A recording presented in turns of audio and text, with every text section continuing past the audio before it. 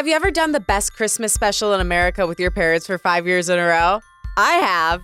And this year, I am back for the annual Unleash Your Inner Creative Christmas Spectacular with my very special guests, my parents, Joanne and Mike LaGrasso, and for the first time ever, my husband, Timothy Michael Blewett. Welcome to Unleash, family. Well, we are glad to be here. Thank you for and having so us. exciting to have Tim, the official family member at this point. Yeah. Thank you for having me. Because you're legally part of the family, we felt like you could join. It's legal. It's official. So I wanted to have you all here to have our Christmas special. People look forward to it all year. I get letters from all over the world being like, why don't you bring your parents back more? So we're giving the people what they want. And for the first time ever, we're in a shiny, fancy studio. So behold us, because wow, we're coming in like way higher quality than last year. Major upgrade. My mom's freaked out because she's like, oh my God, all the pressure's on me. I don't have my lipstick on. She took like 25 minutes to get ready when we got here. My hairs fly away. My lipstick's all over the place. You look great, Mom. Everything's all over. Fly away everything. It's not actually. You look perfectly coiffed.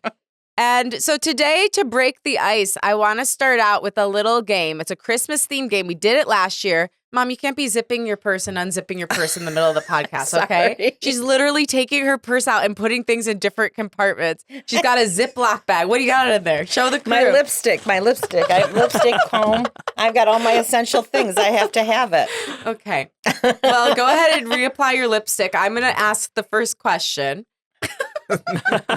She's literally sitting here reapplying her lipstick. Okay, so while you do that, I'm going to ask the first question. This is a game of kiss, marry, punch, okay? So that means kiss, you like it. Marry, you love it. Punch, you could live without it. Like you're going to punch it in the face, okay? Christmas style, though. Okay, so the first one is Frosty the Snowman, Mrs. Claus, or a mall Santa, but you're doing this in front of a kid. In front of a kid. Yeah. Oh, wow. Yeah. I better go last. Okay. Tim. Okay, so it's a snowman, Frosty the Snowman. Frosty the Snowman, Mrs. Mrs. Claus, Claus. or a mall Santa, but it's any of this happening in front of a kid. Okay. Well, I think I would kiss Santa. No, Mrs. Santa's not part of it. Oh, the mall Santa. The mall Santa. Okay, yeah. Yeah. Kiss the mall Santa because I want to be on the good list. So I would marry Mrs. Claus, obviously, if we had an arrangement. Yes. If you and I agreed, I would marry Mrs. Claus. We have an open then- marriage for Mrs. Claus. I think because Frosty the Snowman, he knows he's magical. He knows he comes back someday. Yeah. So I would punch the snowman and the kids would be like, yay! And then everyone would know that Frosty would be back. Yeah.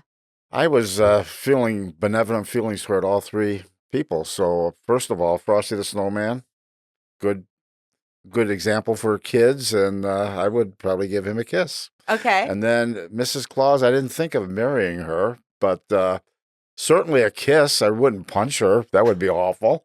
And then lastly, what are we going to do with the Santa mall? Santa at you the have mall. one choice left. Yeah. You got to punch him in the Well, face. I'm questioning what kind of Santa he is. Now, there's good Santas at the mall that you would actually, I wouldn't want to marry him, but give him somewhat of a hug and kiss.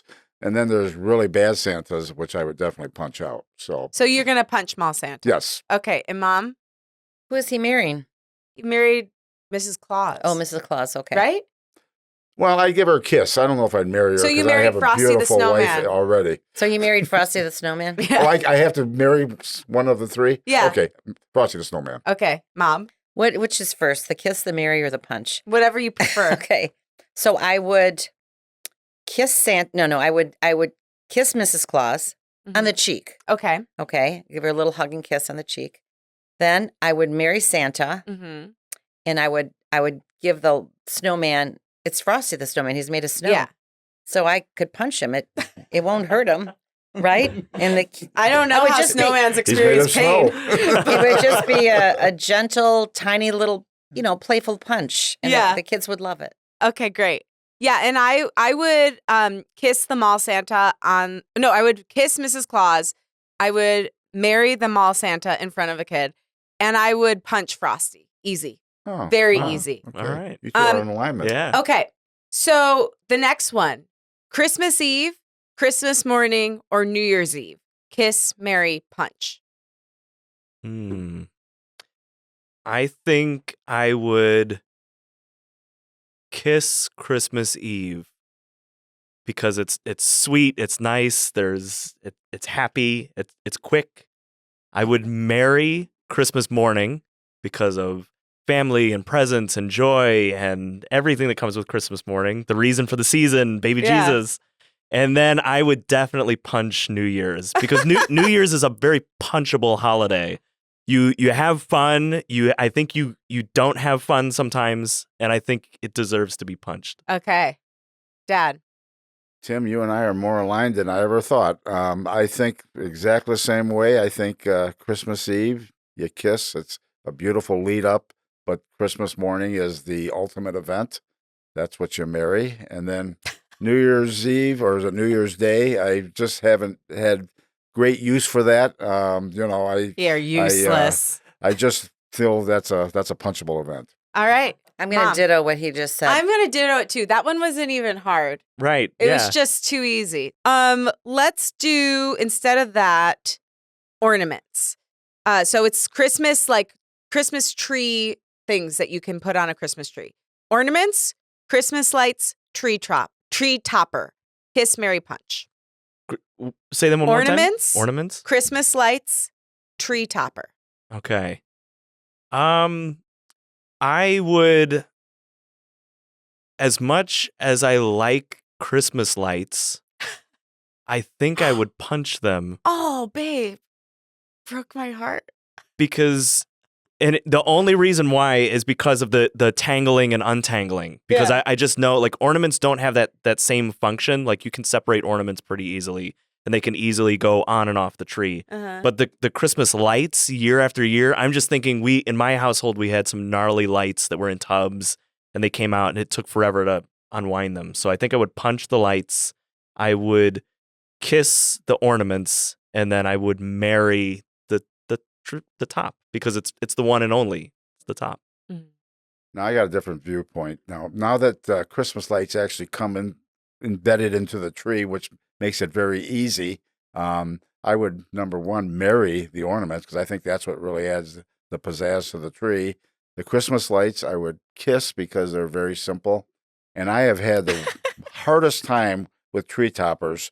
And I would find that to be something very punchable because they all seem to flop from the top and they Tree never floppers. seem to work properly. Wow, I didn't know your eternal war with the tree toppers. Well, I was going to ditto what he said, but I think I might differ. Let's see. I think I would. What would I do? I still don't. Let's see. I think I would punch the lights only because they always burn out, and then you have like right now They break your heart. Yeah, right now they have 2 rows. We have 2 rows in one of our trees that it's completely unlit because of that. Mm. So I think I would punch the lights, and then let me see. Punch the lights out. Yeah. Then I would, let's see. I don't know. Would I marry? I think I would kiss the tree topper Uh-huh. and marry the ornaments. Amazing. So I would actually marry the lights because Christmas is nothing without lights. Ah, that's true. And then I would kiss the ornaments and I would punch the tree topper because it's nice if you can have it, but it's nothing without the lights and the ornaments. True. That's actually true. True. Hey, listen, I'm here to speak truth, if anything. So, Christmas is about family and togetherness. And this day, I kind of look at it like our annual Christmas card. We've never really had the initiative as a family to send out a Christmas card. But what we have done the past 5 years is this podcast. And by far, the biggest thing that happened to Timmy and me this year was we got married. And I know that was a big event in your lives too. Yay. We promised that we would do a recap on the marriage and the wedding, and we didn't. So we thought we'd do a very brief just recap of the wedding day, how magical it was. Maybe just like everybody share a top moment from the day. Wonderful. Wow. Dad, you go Yeah. first. Well, I enjoyed doing my little speech because I got a chance to tell my daughter how proud I am of her and how wonderful, beautiful she looked as a bride. I got a chance to tell Timmy how wonderful he is and how devoted he is to you, and how we wanted to welcome Timmy's family and our family together, and we did some nice things with the favors with the Baileys for the Irish side and the limoncello for the Italian side. Yeah, so let's And explain that real quick. We gave out little favors. We did a small amount of Baileys because Timmy's Irish and I'm Italian, so we did a little small like nip of limoncello, and we put them in a bag and we signed it Slancia and Salute, which is cheers in Gaelic and in Italian. the whole day was magical, but you asked for one thing, so Your speech was your and of favorite? course I have to add one more thing: walking down that magical staircase, Yeah. to come to the congregation to give your hand to Timmy for beautiful ceremony afterwards. That was just a magical moment. It was. Well, I'll tell you, when I was standing at the bottom of the stairway, when I was watching you and Dad, when I saw you at the top, come out at the top, and then walk down, that was such an emotional, magical moment for me. And then I have to include when the two of you said your vows. Oh, yeah. That was so magical. I mean, you both wrote such beautiful, beautiful vows, and it was just emotional. It was moving. It was beautiful. It was impactful and powerful. I loved it. The whole day was just magical, spectacular, but those two moments especially. Yeah.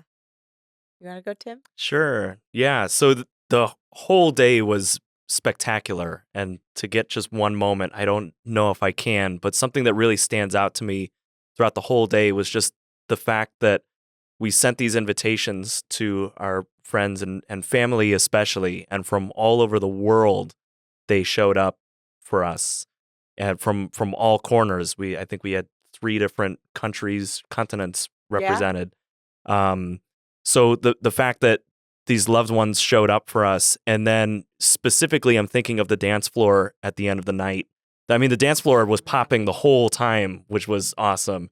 And specifically at the end of the night, the DJ, I remember him saying, this is going to be the last slow song. So all you that want to dance to a slow song, and just to see every couple that was represented, because everyone wanted to dance with the person that they brought to the wedding, and people wanted to dance with their kids. And it was just so much love on that dance floor for that one moment in time. And I'll never forget that. Aw, so sweet. And the dance floor was very, very alive and jumping because Tim picked out the music. So it was a very, very Yeah. beautiful involvement on his part to get everybody to enjoy the festivities. Yes, Tim was our resident DJ.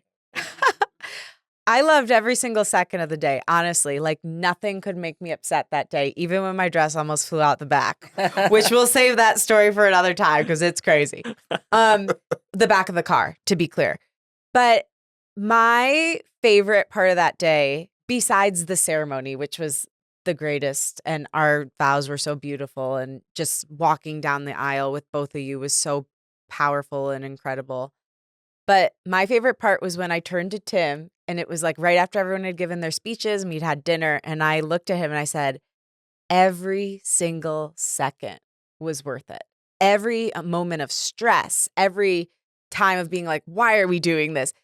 Every second of planning was worth it because it turned out so beautifully. Everybody who was there was like so heart-centered, and I could feel the love radiating toward us. And every moment was just unfolded in sheer perfection. And we have to really give a shout out to Quail Ranch, who they didn't put on the wedding for us, but they were the venue and they were our coordinators, and they were just incredible. But they made the day perfect along with our planning. And yeah, it was just so cool to see that like the stress I felt leading up to it was so worthwhile. And I actually like planning events because I didn't realize you get a reward on the other end. Yeah.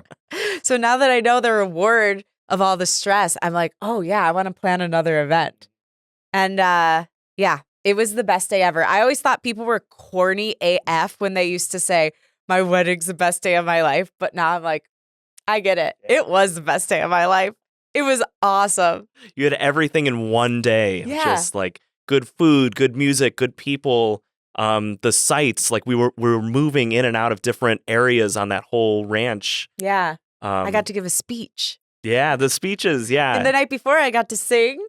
I mean, it was. I got to be with the love of my life, my family. It was like all my passions in one place. So yeah, the wedding was great. That's our little update from here to you. So now that we've told a very heartwarming story of love, I have a segment that I like to call Locked Out Love. And this is a story from the very beginning of my parents' relationship with each other when they first got married. And I actually just heard it for the first time, I think this past summer. And I just think it's really funny. So would you tell the story, Mom, of banging on Dad's door at 3 a.m, 2 days after you got married? Well, we got married on a Technically your door at that point, too. Yeah. We got married on a Sunday. We had lots of relatives from, Chicago and New York and other places out of town. So we on Monday, let's see, I'm trying to think. On Monday, we were doing all the business things. We were actually, when did we leave for our honeymoon, Mike? It was Tuesday, right? Thursday late Yeah. in the day. So we were trying to get banking and those things done on Monday. But then Monday night, one of my aunts, Aunt Beverly and Uncle Sano, had everyone over to their house because a lot of the relatives from Chicago were still there. And I, was having such a great time and with everyone and was so thankful that they were all, participating. I mean, They came to your that wedding. they came to the wedding and I was just really grateful. So, I wanted to stay and visit with them a while longer. And Dad said, Joanne, you stay. He said, I'm going to, leave because it's been a long day and I want to try to get, semi-packed and all of that. So anyway, he left and I don't know if I thought you were I going. offered for you to come with me, of course, but I think you were did. having Yeah, such a good I think time you with offered family. for me to I come didn't with want you. to deprive you of that bonding with your family, Yeah. so I said, okay, you'll be able to get a ride. Mom had stayed at Grandma and Grandpa's because she had an apartment, and for the 2 months before we got married, she lived with Grandma and Grandpa. So I just thought she'd go back there, get a good night's rest, and then we, figure out the next day. Whereas what the plan I is. wasn't thinking that. I was thinking that I think in my mind I thought he was going back to Grandma and Grandpa's house. You thought he was going to stay at Grandma and Grandpa's? Well, no, I thought he was going to go back there, I guess, and wait for me. I guess that's what I thought. I thought he was. But you didn't communicate about that. I don't know. Yeah, I mean, I don't know what I was thinking, but I wasn't thinking he was. But then I thought, well, I think it was how many years ago? 30-some years ago. So I don't remember exactly all the details, but basically, I didn't think that he was just going to go all the way back to West Bloomfield without me. You didn't? Where did you think I was going to go? Okay, well, I think at some point I knew that. And I was like, and I think I thought in my mind at some point during the discussion, I knew that. And I was like, wow, okay, well, I thought that seemed a little weird. It was the second night we were married and he was just going to go back to West Bloomfield. And I guess he thought I was going to stay in Grosse Pointe.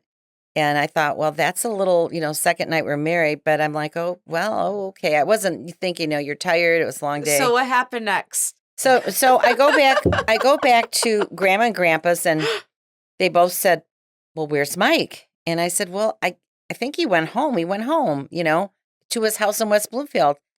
And they were both like, they looked pretty puzzled, and I think they were a little appalled. Yeah. And Grandma said, oh my gosh, you can't you just got married and you're not spending the second night of your married life with your husband. That's not good at all. That's, and I think I was feeling that, but I didn't outwardly think that. And so she made me feel like, oh my gosh, I can't believe that, like you felt like your marriage was doomed because of this. I felt like the marriage was doomed. I thought this is not good. The marriage is doomed. Second night, it's over already. What am I going to do? So, I said, well, maybe. So I said to Grandma and Grandpa, I said, well, maybe I'll just drive back in. And Grandpa's like, you can't drive back. It was like, by this time it was almost midnight. And they're like, you Meantime, can't drive I'm at back home there. sleeping, thinking Mom is staying at And I think Grandma and Grandpa's, and going to have a very nice rest, and then the next morning we get together. Yeah. Well, you never communicated that to me exactly. But anyway. But you didn't communicate to him either. Yeah, I guess not. So I kept trying to call him. So Grandma and Grandpa, so they're like, no, that's just ridiculous. You can't drive all the way back there. Just stay here tonight. But Grandma was like appalled that we were not spending the second night of our married life together. So anyway, I kept trying. So they went to bed, and I kept thinking, I kept feeling really unsettled about it.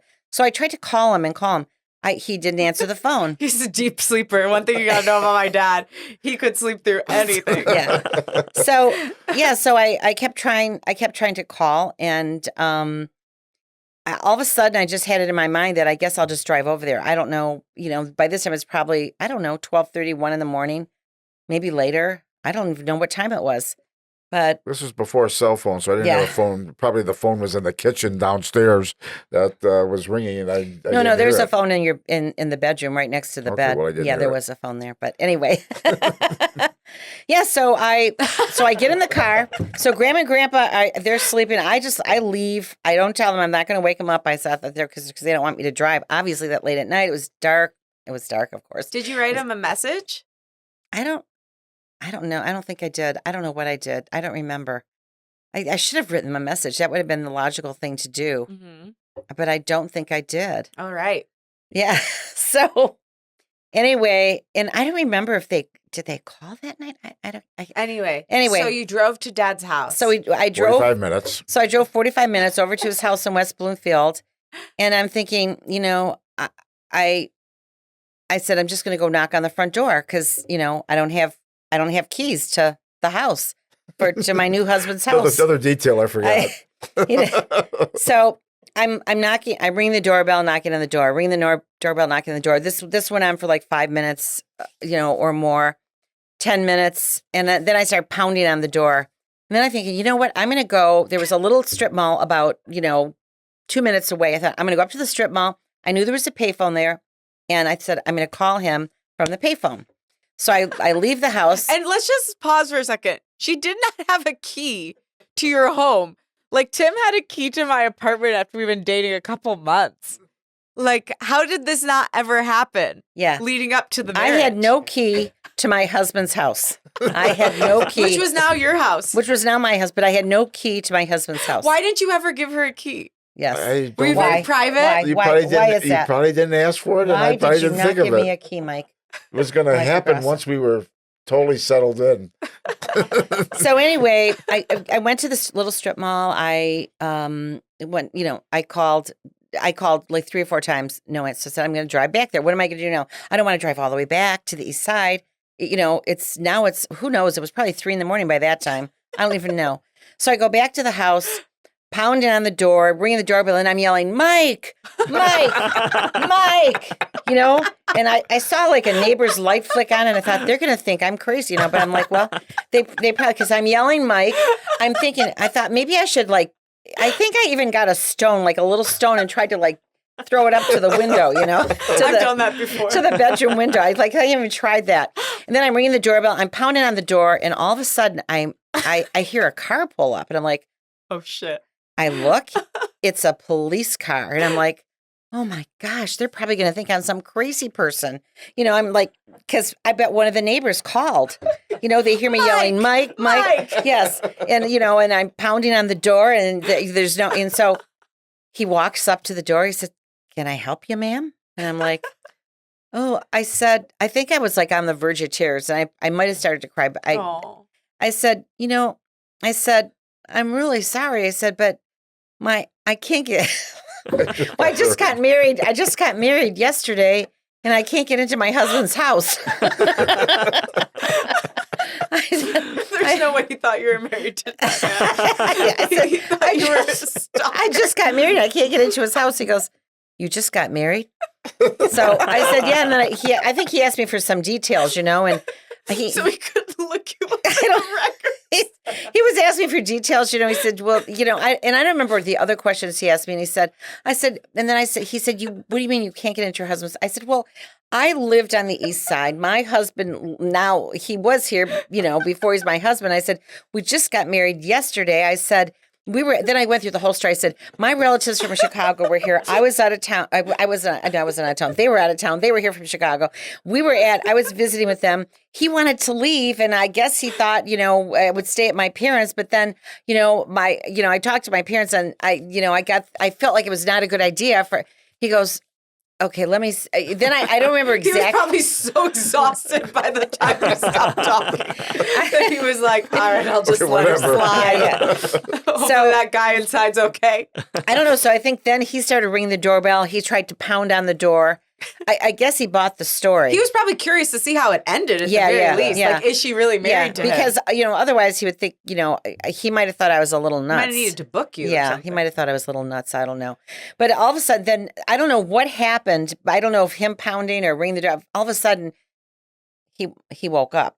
You woke up. Do you remember you woke up? You woke up. What did you think when you walked to the door and you saw your wife standing there with a police officer pounding? Dad.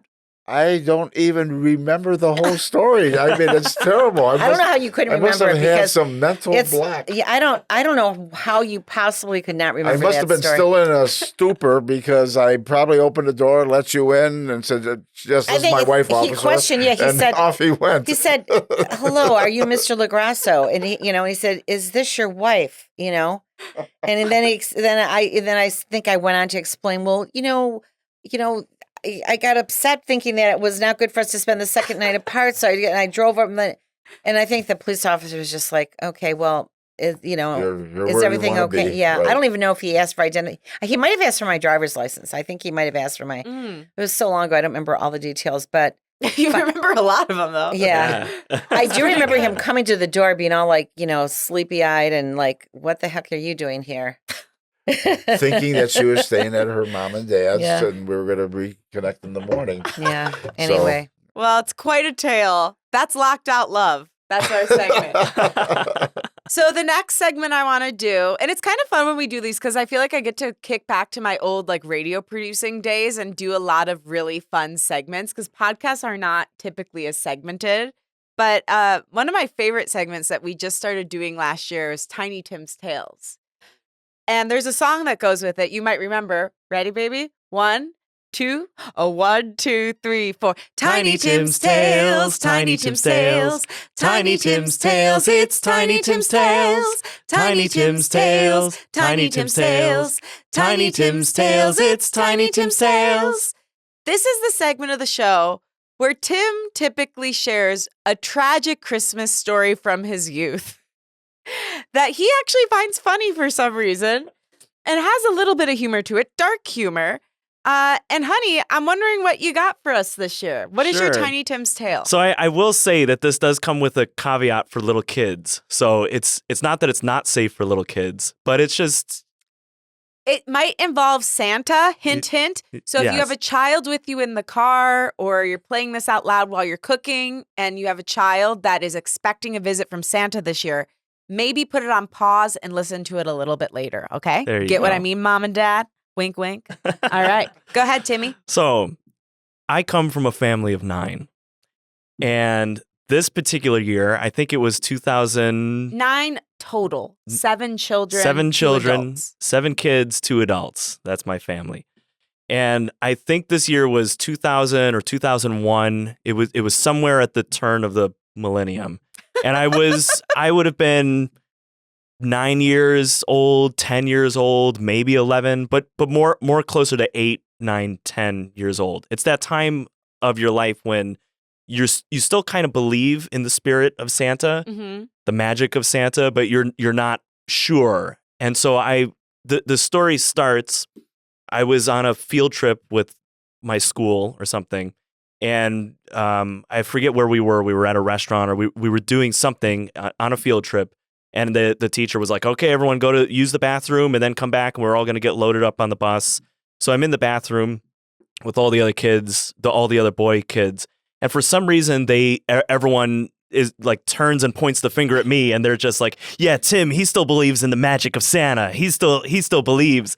And I was like, No, but I Aw, did. I baby. actually really did because I was a good young Catholic boy, and my mom told me about the magic of Santa Claus, and I believed in the magic of Santa Claus. And you believed in Santa Claus, I not believe- just the magic. I believed in Santa Claus. Okay, there, we said it. I believed in Santa Claus. And so I pretended, but I also didn't want to say I don't believe, but I was kind of being like, oh, like it's so hard to tell, like Santa, is he real? Is he not? And the kids were like, yeah, he still believes. And I waited specifically for all the boys to leave the bathroom. And then I said, like, into the mirror or something, I was like, Santa, I still believe. I still believe in That's you. so he was like sweet. doing a spell into the mirror to make sure Santa knew That's that he Yeah, so like how sweet. sometimes like you'll pray, but you'll pray to yourself. This was like, I just want you to know, Santa, like I still believe. I got your back. So Sweet Timmy. I was in that mindset of like I believe. So for Christmas every year when my grandparents were still alive, our family would drive from Chicago to Springfield, Illinois, which is where my grandparents were. So it's about 3.5 hours from Chicago to Springfield. And again, there's 7 kids. So my parents, without any of us knowing that it's them bringing the presents Yeah. instead of Santa or the magic of Santa, they have to load up. We usually I think we were taking one car at that time. I think it was just my dad. How did they do that? We had a big van. So like one of us or 2 of us did have to lay on the floor.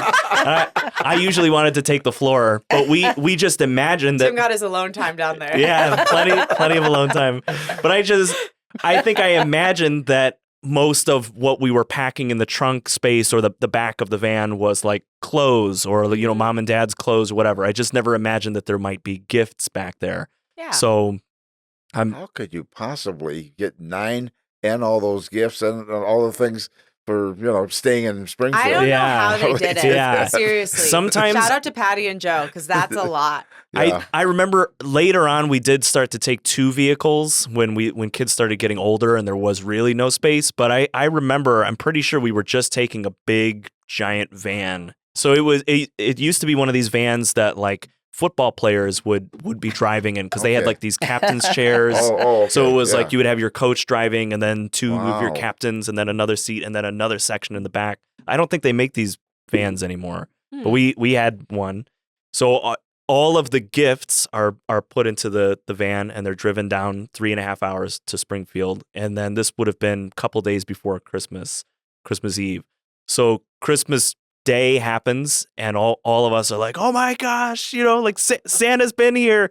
And what happens when we all wake up is we all go into the main living room and the presents are just scattered everywhere and we have to look for which one. And so we'll tell each other like, Joseph, I got your present. And Joseph will say, Teresa, I got yours over here. William, I got yours here. Daniel, I got yours here. And I'm looking for my presents and I'm finding one, but no one's calling out my name. I don't hear anyone saying like, Timothy, I got yours over here. And I think I find it like another one and I'm like, wow, like where are they? And then I'm thinking like, maybe I got a really big present because there's only a couple here, and I've been asking for like a GameCube. I think the GameCube at that time, Is that like a Game Boy? a Nintendo GameCube was the newest thing on the market. So like 2 steps above a Game Boy. Wow. Like it was rivaling like PlayStation. So I'm Wow. thinking like maybe it's here. I don't know. But all my siblings are like opening up their gifts, and they're like, "Oh my gosh, I got such and such. Oh my gosh, I got this." And I think I got like I don't know like I don't even know what I would have gotten. Socks. Like a tiny think- gift. Like Yeah. the other kids are getting these like big, glorious gifts. Yeah, and like Tim found like toys, little trinkets. Video games, and I think I got like socks or something. And I'm thinking to myself like, well, like there must be a reason because I said I believed in Santa I Claus. said it in the mirror. And I, and yeah, maybe this is a test. And I'm thinking like maybe it's like a Catholic test. Sometimes you get these tests. We're so sad as Catholics. I used to think the same thing when I was little. I was like, I just need to prove it. If I just prove it, I can show I'm good, and then I'll be okay. It's always like there's a test. So I'm like keeping my spirits high. Like the tears are forming like behind my eyes as all my baby. siblings are like opening up their gifts. And I'm just so like, sad. like I just got to keep my spirits up. But I'm like starting to cry a little. And then my mom, like, I think my mom noticed and she's like, Timothy, why don't you come over here? And I'm like, yeah, okay, maybe there's like a hidden gift. And she pulls me, there's like these stairs that separate the living room into the basement. So all the other kids are upstairs and they're high-fiving and they got their toys. And my mom is like, so you don't have a lot of presents. And we think that you can understand because you know Santa Claus isn't real. We left your presents back home so you don't have anything to really open today. So not only do I not have presents, but then a double whammy of just like, That's so sad. in that moment, I've got nothing to open except socks. And I'm told Santa is not real. Oh my gosh, how did you feel about that? Well, my world shattered in that moment of just like, that's so sad. I want to cry. I did cry the first time he told me the story. He was laughing hysterically. I'm like, this is so sad. Oh my It's so sad Because not only do you not get anything, I mean, it is tragically funny. yeah. But like, not only do you not get anything, but then your whole worldview is shattered. It's like, hey, sorry, we left your presents at home. Also, that magical guy that you thought was going to make all your dreams come true, not real. We'll get to you later. Yeah. There's something waiting for you at home. So now I've got to go, and that's Christmas morning. So that's like 8 a.m. or something. And I think we still have to go to church after that. And then I think after that, we were hanging out with my cousins who come Chinese over. Buffet. And then the Chinese buffet. So like the whole day, I'm just hearing of just like, we got this and we got that. And I'm like, my presents are 200 miles away and Santa Claus isn't real. And I don't even know what's going on anymore. Oh my god. That's so sad. And I asked, to make matters worse, if you can imagine, Oh, no. I asked my mom if I could stay at grandma's house that Christmas vacation just because I loved being able to stay with grandma. And she was like, yeah, absolutely, you can stay with grandma. And my mom and dad had the plan that as soon as they got back to Chicago, they were going to put my presents on a UPS bus or a truck, and they were going to deliver it, expedite, next day, 24/7. So they did that, and the presents en route got delayed or they got lost or something. No. So they have told me you're gonna get some presents in a couple of days, and then I'm waiting for that part. I'm waiting for the day to come for my presents, and my grandma is like, my grandma too is like, I told them not to do that. I said no, don't do it. Well, they were trying to make it right at that point. Yeah. But I guess just the holidays, like the presents got lost, and so they got lost. Yeah, I don't. So you never got them? I never got them. Did they replace them with anything? They did, but I had to wait like another week until I got back to Chicago, and then I had my big, opening up my presents and stuff. And there was a GameCube. I did get a GameCube, but my brother Joseph told me, Joseph from the Falconzord story of last year, he was like, "You're lucky. You only got that because mom forgot your presents." So now I'm thinking like, it's not even because I was good all year. This is like you get this because we messed up, and now you get this. Do you know what the original shipment that got lost? What was in that? I think eventually they found it. Okay. But and the presents were replaced. So it was, I can't even remember. I remember You got upgraded because of the because of the whole debacle. That's a happy but, ending. I mean, Yeah. Other than the fact you were torn apart on Christmas Day. Yeah, for a kid like who's 8, 9, 10 years old, like a week and a half to 2 weeks is a long time at It's like- Christmas, especially when Especially everybody when else is has. living it up, enjoying their gifts, and making you feel like, and knowing that you no longer have Santa to count on. Well, at least he got the GameCube in the end. Do you have Yeah. any reflections on Tiny Tim's tale? I just feel really sad. I want to cry. I mean, the thing is, like, now Joseph knew there was no Santa, right? He probably did. Yeah, probably I did. think so. Yeah. But I was just trying to think of what else they could have done. They could have maybe said, I mean, obviously this is like, Hindsight's 2020. hindsight's 2020, but they could have said, Santa left us a note that, or he called us. He said he's going to single you out and not give you any presents. No, and he said, I think that they did the best thing in that Yeah. situation. I mean, listen, it's really challenging. But did they really think that you didn't believe in Santa anymore? Maybe they thought that because maybe they thought I was right on the cusp, and like I said, my friends at school, none of them still believed, and they were just like, we don't believe in him. We can't believe you believe in him, Tim. Like there was he's a not. boy like you in my school in 5th grade, Max Boomer. Oh, man. And he goes, yes, I do believe in Santa Claus, and I'm proud of it. Good for him. It was sweet. But all of us didn't at that point. Yeah. There's Yeah. always one. There's always Yeah. a straggler. After your separate little discussion with Santa that you still believed, and then to have that happen to you. Yeah, it's like just he extra said it sad. into the mirror. I know. But that I mean, he shows made you. a special effort to say, I'm still with you, Santa. Yeah. And the fact that, like, I feel like a lot of kids, like, just to speak to Timmy's character, like, if that happened, a lot of kids either would have thrown a tantrum or been in, like, hysterics all day. Like, I probably would have cried all day if that were me. And I know you held it together for your little siblings. And so I just want to say, I married a beautiful person. Yeah, you you did, are a you did. beautiful person. Thank you. Yeah. Thank you. So you were at the line of demarcation. There were definitely family members that still were recognizing Santa. Yeah, totally. for And there were sure. others that were beyond There were that. Yeah. really little And kids you were at right that there point. at the spot. Like, Yeah, 'cause Brian the- would have been like 3, right? Yeah. Or The 4? three little ones would have been like 3, So they 4, were getting 5. Santa So gifts they up all over the place. Yeah, so I couldn't have said like, what the heck is this? So I I had just to. got told, no Santa, you got to take those gifts back. Well, that was a beautiful tale. Quite tragic, quite beautiful. Some dark humor to it, and we appreciate you sharing it. Timmy. Of course, anytime. Wow. Yeah. We're moving on to the next one. This is the warming of the heart of Mike Scrooge Grasso. Now, this tale is just really like to talk about my dad, like the difference between my mom and dad at Christmas Day. My mom and I were talking about it earlier. My dad is not a Scrooge at all, by the way. He's so generous. But I started this segment years ago, and I've been trying to figure out a way to do it again because Scrooge Grasso is funny. Okay? So, on Christmas Day, Mom, you want to talk about the eternal struggle between you and Dad when it comes to the gifts and the paper? Yeah, well, it's always a struggle between Joanne. What are you buying now? How many gifts are you buying? Why do you have to buy so many Christmas gifts? It's and it's like, and he you are a generous person, Mike. You're very generous. very generous. But it's always. But he's first generation Italian, Yeah. okay? And his dad, he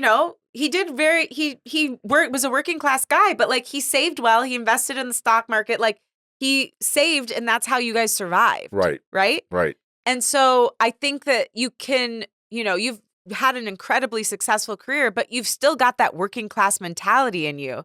So when you see money going out, it scares you, right? Well, and you've worked hard to earn that money, and you just want to be put to use wisely. Yeah. And again, it's one of those things where Mom is overly generous.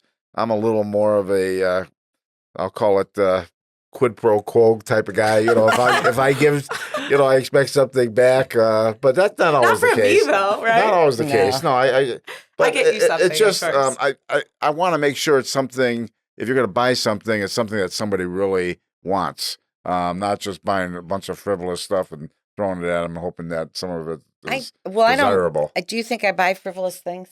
I mean, I don't think I do. I think I buy. Listen, it brings me joy to give someone a gift. It's your love language. Yes, I love giving gifts. It makes me happy. I know I do go overboard, and I can see how he can be upset. But it's just like that. That's the eternal struggle at Christmas time. Joanne, what are you buying now? Who are you giving a gift to? And don't you don't you think like when you were little, like it was an overabundance? And I'm like, he's wondering why I'm buying so many toys or gifts or whatever.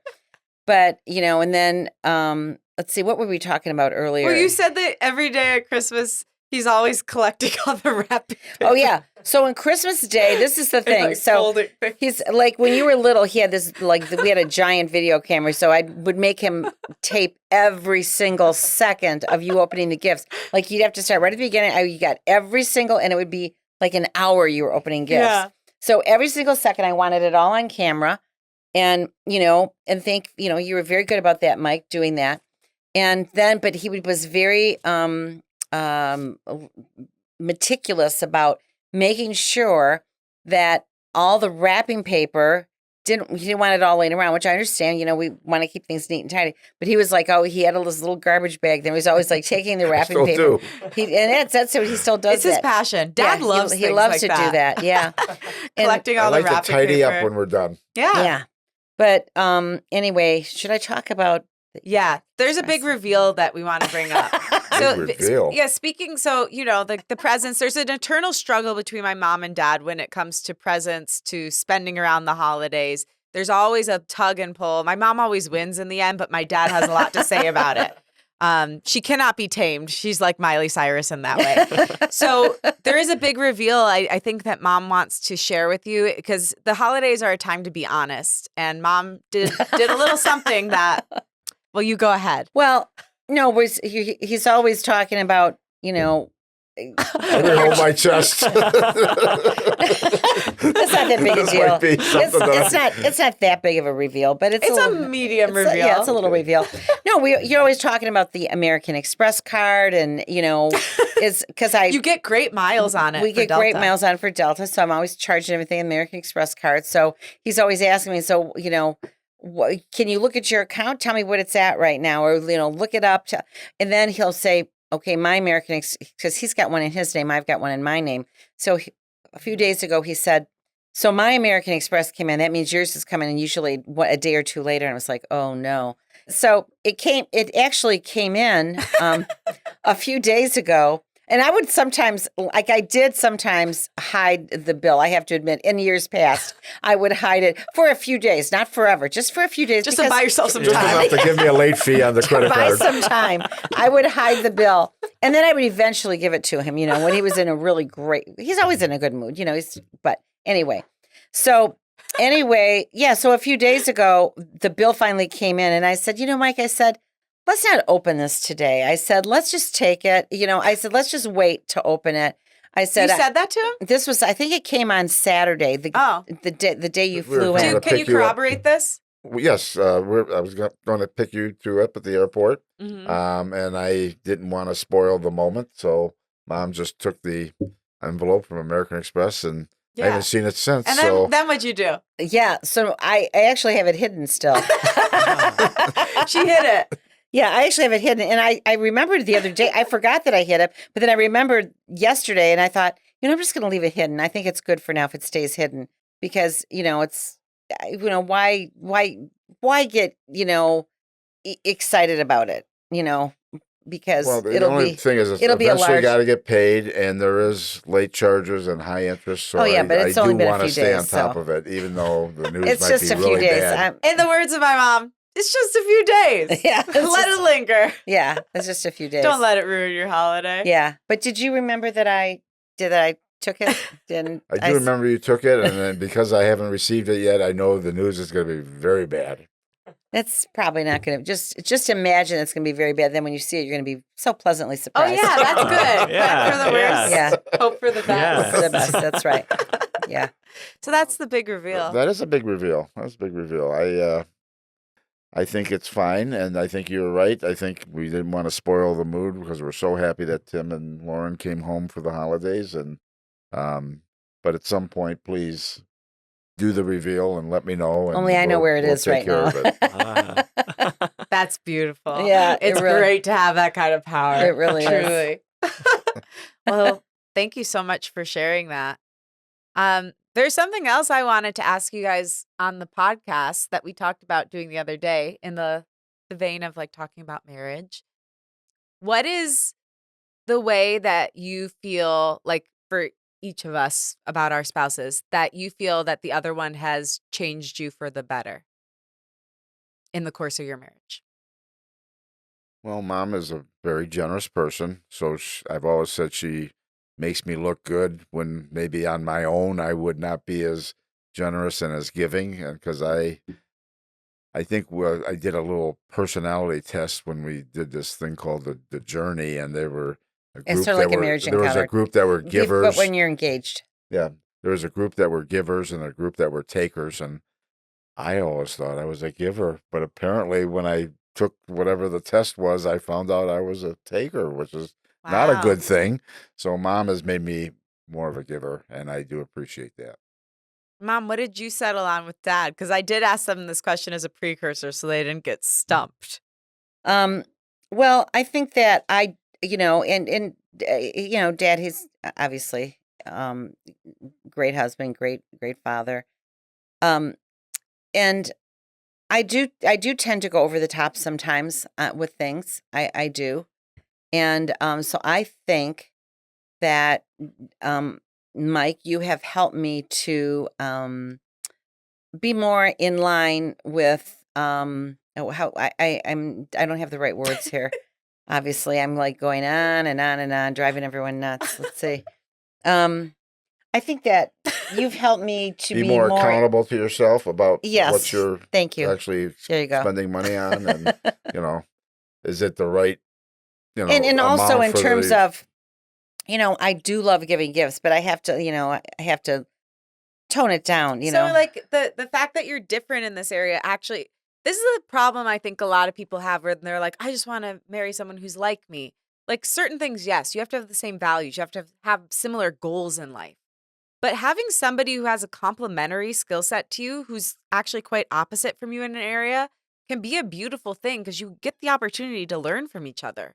So, mom, dad has made you more practical financially, and dad, mom has made you more generous. So, you two have a practical skill set there. And if you can learn to work together in that way, you're golden. I like to discuss, and I think Mom's starting to get the message, about Wow. being generous and how that fits in with other things you want to do. In other words, I always say, when we're generous to people that are less important in our lives, we aren't able to help people that are more important in our lives, and we got to sort of balance that a little bit. Yeah. Well, I think that, I tend to like when I do anything, I'm always like, I'm sort of over the top. Yeah. It's just my enthusiasm. I get, I like to do everything to the hilt in Big every time. area. Yeah. And so sometimes, I think you have to realize that you can't always be that way.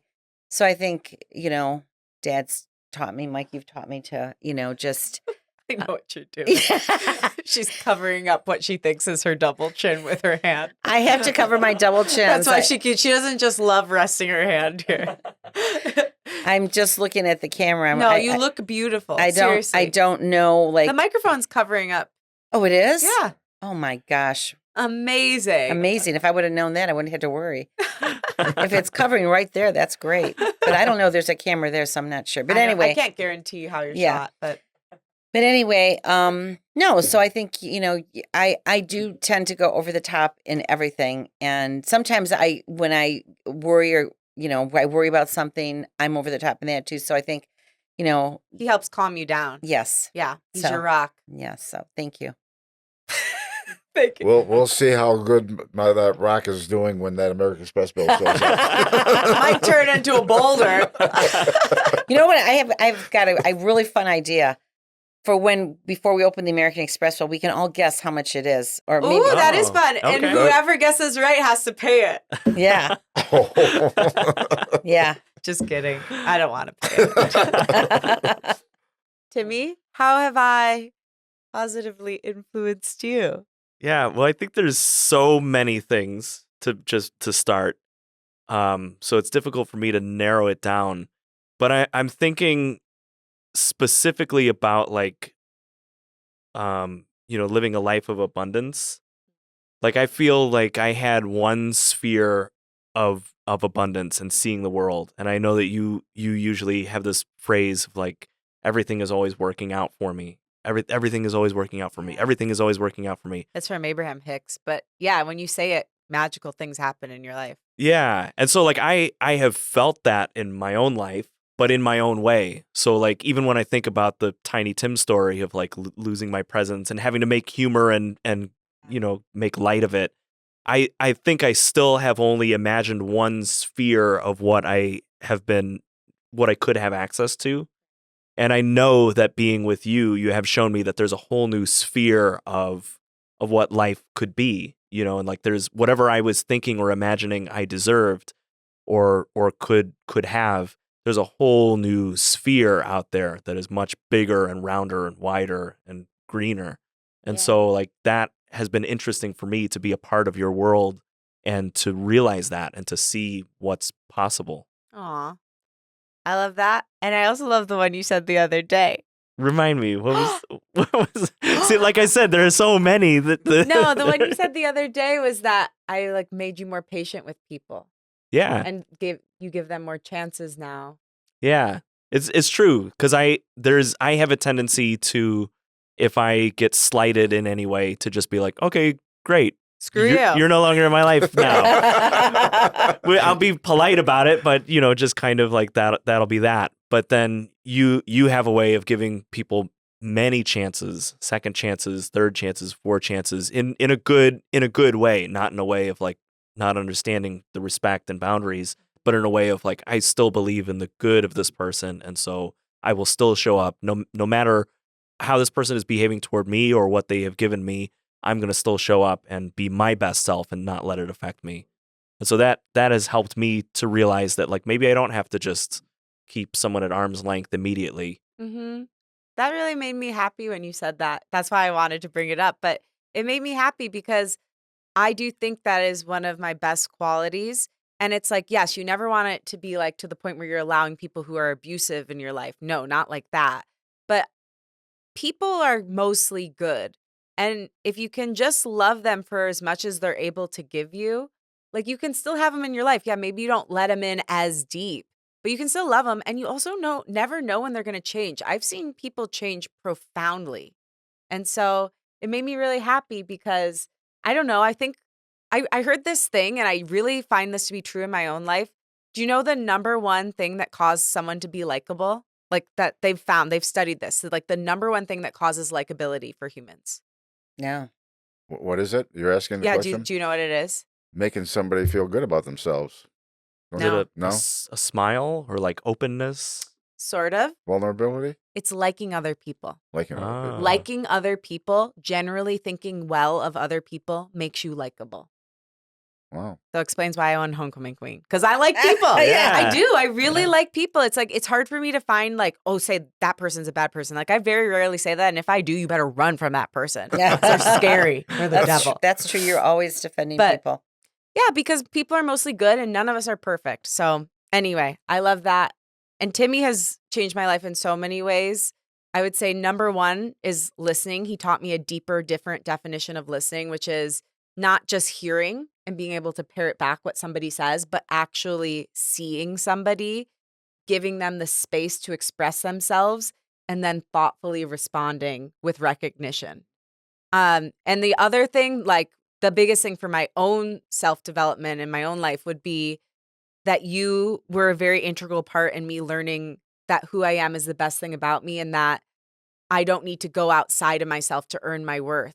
Because meeting you is the first time I ever let myself slow down a little bit, enjoy just sitting on the couch, know that I deserve to rest, know that my career is amazing, but it's not all that I am.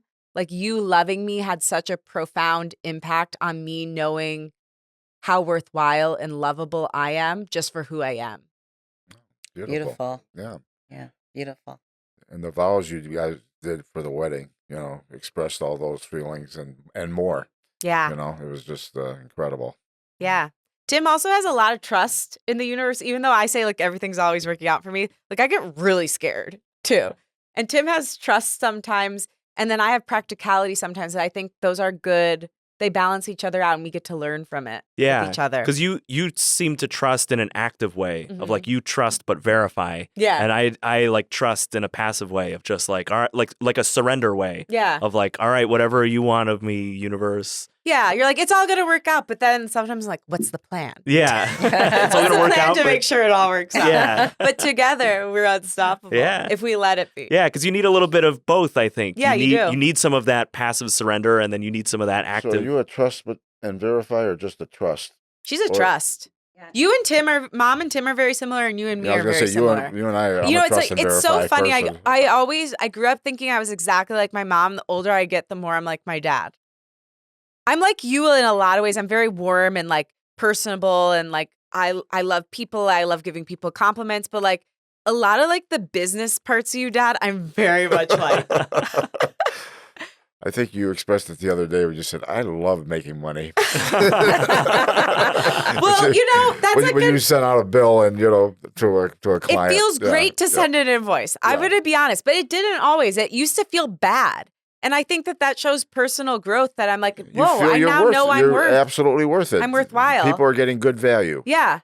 Yeah, especially for podcasting stuff, because it's like, I think for so long I didn't own the fact that I have produced over 30 shows, 4 #1 hits. All of them have been on the charts. My own show has won 3 Webby Awards.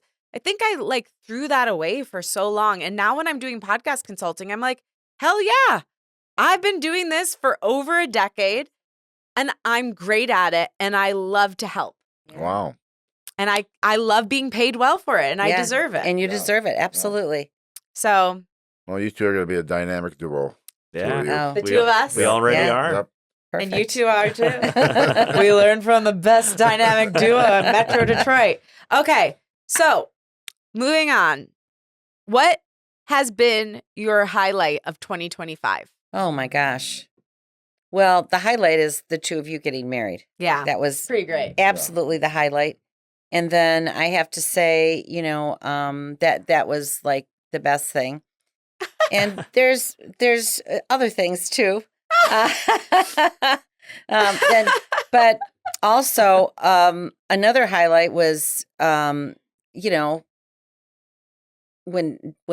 Dad was when he had his little medical scare. Yeah, when my dad was in the hospital earlier this year, he spent a week in the ICU and he had something called a subdural hematoma, which is bleeding between the brain and the skull. Thank God they were able to do 2 surgeries, drain it, do a preventative one for the future. And the day he got out of the ICU was truly like one of the best days of my life. That was, Oh, thank you, God. Yeah, thank you, God. That really deepened my relationship with God. Yeah. Well, I want to thank my family. The 3 of you were just very instrumental in me getting better. And I know it's crazy, but that first week after I got out of the hospital and I got home, life was just so, everything. I was enjoying every moment of my, being and being with you and, just all the watching a television show together. Everything just seemed to magnify and fantastic feelings that it was giving me. So it's hard to say, but I think I said I felt like I was on vacation. Yeah, you did. You said it was one of the best weeks of your life. Yeah. The week you got home from the hospital. I am with my head scalped and, healing from, a hole in my head. And somehow that turned out to be a week that I just found to be very joyous because I was with people that I know loved me and really were there for me. And I really appreciate that. We love you, Daddy. Yeah, Timmy and I flew home and we took care of you. Lots of funny, fun memories from that week when we got home. Oh, yeah. Yeah. I think the funniest was I was having some issues and we had a big syringe.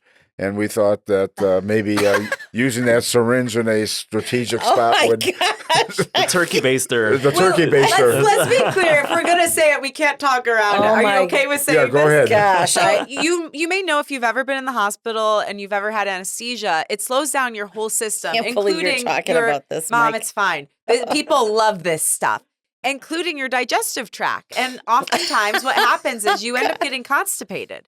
And so, unfortunately, my dad was dealing with some of that. And then what was the thing with the turkey baster? There was a moment with the turkey baster. We were going to try and do something similar to an enema using a turkey baster. Yeah, that was my mom's great idea. She went into the thing and she came out with the turkey baster being like, oh, we could use this. Because he was in so much discomfort, and She was ready to shove it. So when the visiting nurse came and we showed her the turkey baster and what our plan was, she was laughing so hysterically. We barely got any nursing activities done because she thought that was so funny. I'm sure that's the only time she was offered that as a solution.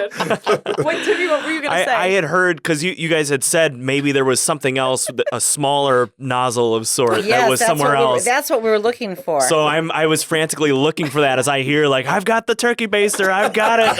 And then I think you found it, too. You found the little squirt the little bottles. ones, yeah. Right. And I said, I found them. Yeah. Don't The one that use really the got turkey. the job done, but the turkey baster was... Yeah. Definitely something that, and I do appreciate the thought, though, Joanne. I never prayed for somebody to take a shit. Like the way I prayed that week, I was like, please, God, please let my dad go to the bathroom. Please, please. It was like, honestly, Christmas morning. Like this Christmas could do no better gift to me than when you were finally able to move your bowels. It was like, I had never prayed for a bowel movement before. And my prayers were answered. Everything is always working out for me. So, anyway, we had a happy ending, and the rest of the week was beautiful. Amen. Timmy, what was the highlight of your 2025? Was it the turkey baster? Oh my gosh. Finding the alternative to the turkey baster. No, I mean the wedding, Yeah. obviously. Yeah. That was everything. It's just like Yeah. we started planning. We started planning this time last year. Yeah. I think we had picked our date and the venue. We signed up for Quail Ranch this time last year. So everything else of the year of 2025 was planning, wedding planning, Yeah. and getting everything together. So I think it brought us all together, and And it really was Um, perfect. It was just the most beautiful, perfectly magical, beautiful day yeah, in every way, shape, and form. And Yeah. you know, Yeah. it's, I mean, we it had was other just events magical. that could have been the highlight in any other year. It's just the Yes. fact that the wedding was such a super high that the engagement, or we call it the pre-wedding celebration that we had here in Michigan. That was another highlight. Is that was a the other beautiful highlight is celebration with our Yes. family here in Absolutely. Michigan. I was going to mention that as well. The pre-wedding celebration Yeah. that we had in June was That was such a great day. such Yeah. a great day. It For was sure. so And beautiful then the to have. welcome dinner to really Yeah. warm everybody up for the next day, which was the big wedding day, was another beautiful event. I mean, this year was just incredible as far as how many beautiful events we were able to share. Yeah. My highlight was definitely the wedding. And I mean, number one really was when you were okay, because like that was a really scary week and I didn't know what was going to happen. And when you were okay and you got to come home, it's like nothing else matters. So that and the wedding, of course, and the pre-wedding celebration and the Webbies were really cool too. Oh yeah. yeah, The The Webbies this year Webbies. were amazing. Yeah, they were. We almost glazed over it, but like it really made me feel like, oh my gosh, have I arrived? Or like I've at least arrived a little bit. Yeah, Yeah. you definitely Yeah. did. I mean, 3 Webbies, yeah. And we were not able to attend this year because I was still recovering from my Yeah. head trauma. So, but you two really enjoyed yourselves. Oh my gosh, yeah. the way that event, like it was amazing the year before, but the way they stepped everything up this year, like it was next level. Like I really felt like I was at a Hollywood award show. Yeah. Yeah. I mean, our hotel room was like right outside the Empire State Yeah. Building. So even where we were, like I think that was the We were venue. between the Empire State Building and Jesus. It was Yeah, there was a perfect. picture of There's a big Jesus. mural of Jesus. Yeah, and then the Empire. So like, I mean, it was just iconic. It was like we're waking up every morning next to the Empire State Building, then going up, taking the elevator up to where the award ceremonies are happening, all these panels, meeting and greeting with people, and then the event itself at Cipriani's Yeah. of sipping our Bellinis. Yeah. We're the home of the Bellini, and just seeing everyone and our table too. We met so many great We met people. a guy that like his best friends with squirrels. He has like over 1 million followers and he raises squirrels. And I was just thinking of my mom because she's always like, never go near a squirrel. And I was like, you wouldn't have made it in my household growing up. But he loves squirrels. And then there were some people. What did the other people do? They were part of a team, and I can't remember what their team was. Yeah. but The I squirrel know. guy stands out to me Yeah. because that's so unique. Yeah, I still follow him. And And the then- squirrel Maxine. and then Questlove did he did like a DJ set at the after party, right? It was so cool. And then they had Wow. like 2 days leading up to it was just all creator events and they had like panels. We met so many cool people. Sometimes when you go to an event in LA, people are really shut down and like, what can you do for me? The cool thing is everyone who was there either won a Webby or was a Webby honoree or had been invited by the Webby. So everyone was like kind of on the same level and everybody was very like just interested in knowing you as a person. It wasn't really even about what you did. We met this great kid named Manny, remember, at Yeah, the Manny show. Oh, He's yeah. got like 17 million followers, but he's just like the sweetest, most down-to-earth kid. Like this kid is running an empire yeah, and was just super kind, super sweet, really young. yeah. Wanted So- to know about us. Just Yeah, like, like- tell me about your lives. Like, what interests Yeah. you? First, he saw you speaking with the astronaut. Oh yeah. And he was like, "That's amazing." And then he and I connected on something. Eventually, we connected on the Groundlings because he had done the Groundlings and I was doing the Wow. Groundlings. But he saw like the energy that we had, and he was like, "I want to meet you guys." And then his energy was amazing, and we met his manager. Yeah. And they live in Santa Monica, I think. So it was just like, Yeah. They're this so is sweet. incredible. You know, I think we do need to shift because we don't have much time. And Mom, every year we do a Mom Explains Movies. Now, you can't do it like the 20-minute long version because we only have about 20 more minutes in the studio.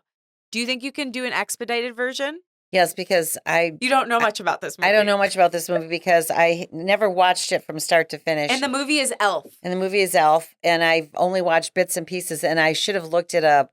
You were supposed to look at a trailer this And I afternoon. didn't do she that. forgot to. So Mom Explains Movies is a segment where my mom usually gives a very long, involved, and usually pretty incorrect explanation of what a movie is. And then at the end, I read the real synopsis. Okay. So Mom, go ahead. What is the movie Elf about? Please Okay. tell us. So Elf is a really great Christmas movie about this boy, Will Ferrell, who grew up believing that he was an elf.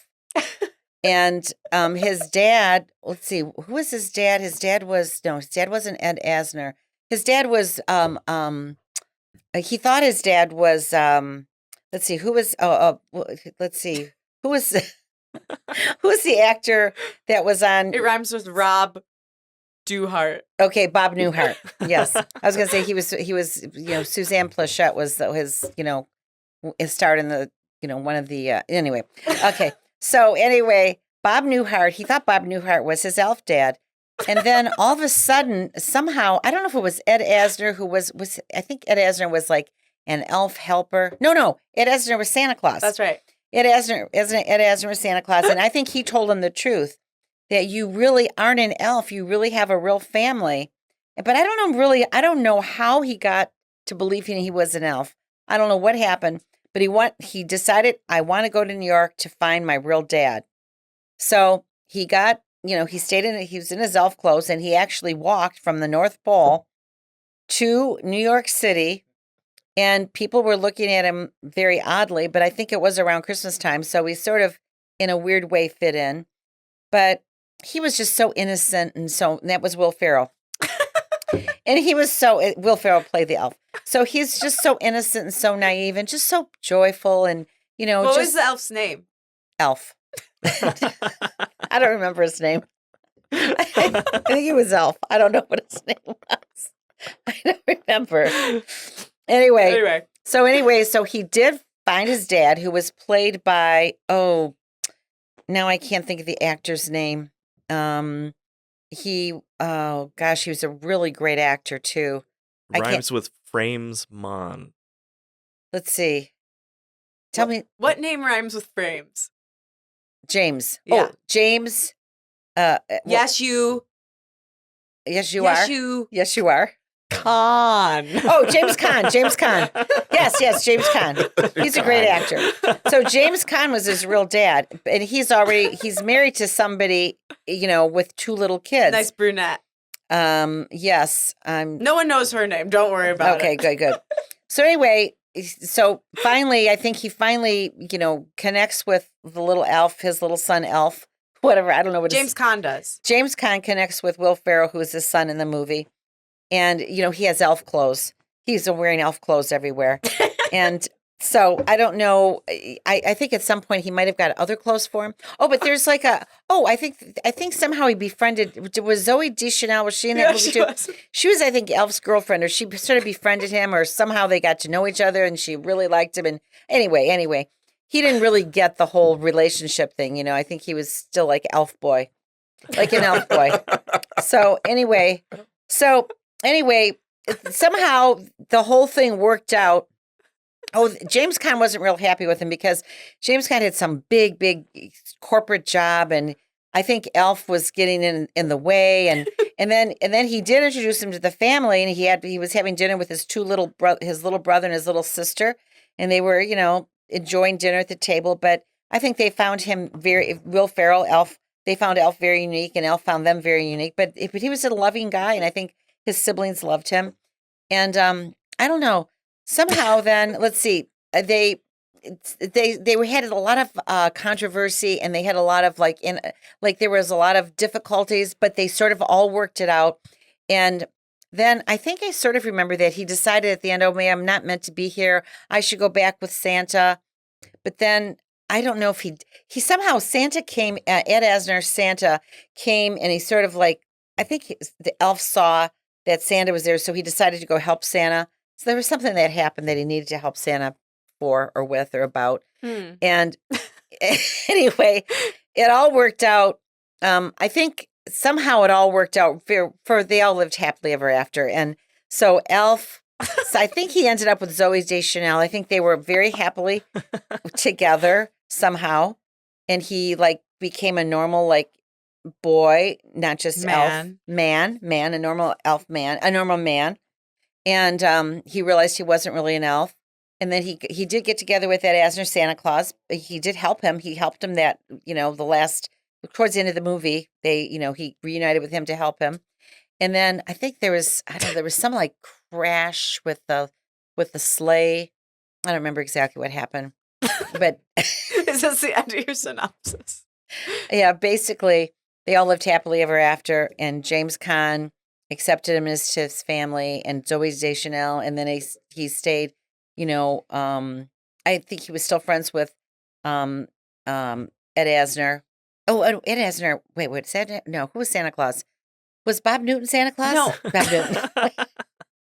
Mom, I think it's done. Ed Asner is Santa Claus. Okay, here's what the synopsis is from Google. Buddy the elf, Will Ferrell, was accidentally transported to the North Pole as a toddler and raised to adulthood among Santa's elves. Unable to shake the feeling that he doesn't fit in, the adult Buddy travels to New York in full elf uniform in search of his real father. As it happens, this is Walter Hobbs, James Caan, a cynical businessman. After a DNA proves this, Walter reluctantly attempts to start a relationship with the childlike Buddy with increasingly chaotic results. Ah. Well, they didn't even give as much detail as I did. They didn't even give any spoilers. What the heck? They didn't even mention, all the little, idiosyncrasies. Yeah. Anyway. Well, that was beautiful. Yet again, another successful Mom Explains movies. So, what are you all most... I should have watched the trailer. You should have watched the trailer. That's okay. Yeah. What are you all most excited for this Christmas? I am excited just to, have you and Timmy home with us, celebrating your first Christmas together as a married couple, and just the joy of celebrating with, family and friends, but, just having the two of you and, knowing how happy you are and what a, joyful, beautiful year it's been. Mm-hmm. And we have so many things to be thankful for. Yeah. Well, this is our 5th Christmas together, the 4 of us. Is it? Yes. How is that possible? 21, 22, 23, 24, 25. So wait, this is our 6th Christmas spectacular then? Because we started before Timmy came here. So, but... Wait, are you sure, Mike? I think I did 21, 22, 23, 24, 25. So this is actually the 6th annual Christmas spectacular. Wow. But they weren't quite as spectacular until Tim came into the picture. He really brought the spectacular essence. And no, it's just so being together as a true family now, the fact that you two are married and we're able to, enjoy, your beautiful future together. It's just going to be incredible. But every day is incredible. I love Christmas, but I love being with you anytime, any time of the year. And we've had a lot of good togetherness this year, and every trip has been great. Watching you do some of your business ventures, both at Michigan State and all the Las different Vegas, a lot of different speaking events that you've been doing. All the different speaking events. Obviously, all the wedding celebration, and all the things you leading at all up. your different speaking events. So, I mean, Christmas is going to be wonderful, but the whole year has been really wonderful. We're just thankful that we're all healthy and safe, and that's health is the most important thing. Yes. Yeah. How about you, Timmy? Yeah, I think someone, our officiant, Wendy, she had reached out to us and said for Thanksgiving, she had said, this is your first holiday as a married couple. But Thanksgiving is a strange holiday because it doesn't really feel like one of the big ones. So this one feels like it might be the first big holiday as a married couple, and there's something cozy about that. Yeah. And last year we were engaged, so everyone was congratulating us, and I'm sure we'll get a lot of congratulations this time for being married. But it already feels different. It feels more welcoming and homey and just cozy. Yeah. I have to ditto that, Tim. I mean, it's so fun. You only get one first Christmas married. And so I want to savor that, savor our time together, the four of us. I'm really excited for Christmas Day with our family and then going to see Tim's family and just getting to reconnect with Michigan friends and family. So I just love spending time with family, honestly. And that's what I'm most looking forward to. And I think Mom's going to get me a camera, so maybe I can finally go viral. Yeah. So that's my materialistic thing I'm looking forward to. But the biggest thing is really spending time with my family and just getting to be myself with the people I love the most and getting to just have quality time together. I agree. Yeah. Well, thank you all so much for being here. This was so much fun, and I can't wait to do it again next year. For you at home, remember to subscribe, rate, follow, review, leave a comment on Spotify. It means a big difference. It's the best Christmas gift you can give us. And also share the show with a friend because, or a family member, because this would be really fun to watch with your family. And I love you all so much. I'm so grateful. You're the most important people to me. And do you want to say we love you and we believe in you at the same time? Ready? We- 1, 2, 3. We love you and we believe in you. Merry Christmas. Happy New Year. Unleash Your Inner Creative will be off air next week. We're taking a break, but we will be back on the 8th with great New Year's content. So I will see you in the new year. And just know, Creative Cutie, I'm beyond grateful for you. Thank you all so much.